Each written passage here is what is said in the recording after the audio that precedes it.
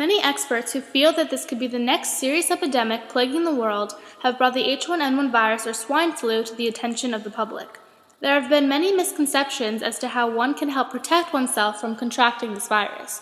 Even though the public was made aware of this potential threat almost 2 years ago, it is only now that the vaccines are available for anyone in the United States that wants to be vaccinated.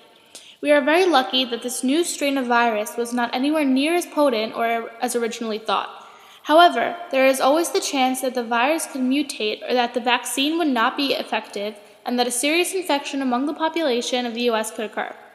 Based on historical events, I believe that if citizens and the government make the right choices and the population becomes proactive in spreading the word, swine flu can potentially be neutralized. Undoubtedly, the precautions that the population can take, such as using hand sanitizers, washing hands, wearing masks, and sneezing and coughing into a Kleenex more than likely, can help to keep the disease from metastasizing into a global pandemic.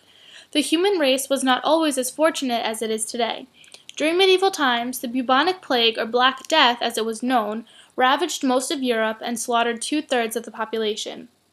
Had the people of that time known about proper sewer systems, water purification, proper hygiene, and other methods that we use today to protect ourselves from communicable diseases, they most definitely would have saved an enormous number of their population. There is no doubt that during medieval times, a major obstacle that diminished the ability of the population to be aware of current events was the inability to spread valuable information rapidly. The advent of the printing press laid the foundation for the average person to quickly find out what was going on, not only into the next town, but eventually into other countries as well. Martin Luther's ability to print his famous manifesto, the 95 Theses, in huge numbers, enabled him to spread his beliefs that selling indulgences was immoral and unethical. By doing so, he caused a furor amongst the ruling clergy, which totally revolutionized church doctrine. Today, information travels at the speed of light. It is instantaneous. By spreading discoveries and sharing information about swine flu, people globally will get the message to maintain proper hygiene and curtail the further spread of the H1N1 virus. In ancient Greece, one of the most powerful and feared city-states was that of Sparta. Their government's policy was to take every male child at a very young age from his parents and train him for the life in the military.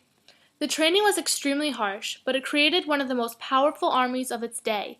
To roughly compare this to a government action in today's world, one could use preventing the spread of swine flu as an example. If government policies were to dictate that every citizen would be mandated to wash their hands at least 5 times a day, wear protective masks, and adhere to the highest of sanitary standards, then more than likely the spread of the disease would be minimal, if not totally eradicated. Just as Sparta's government policies created a super powerful army, so might the United States' policy of sanitary vigilance stop a potential dangerous disease.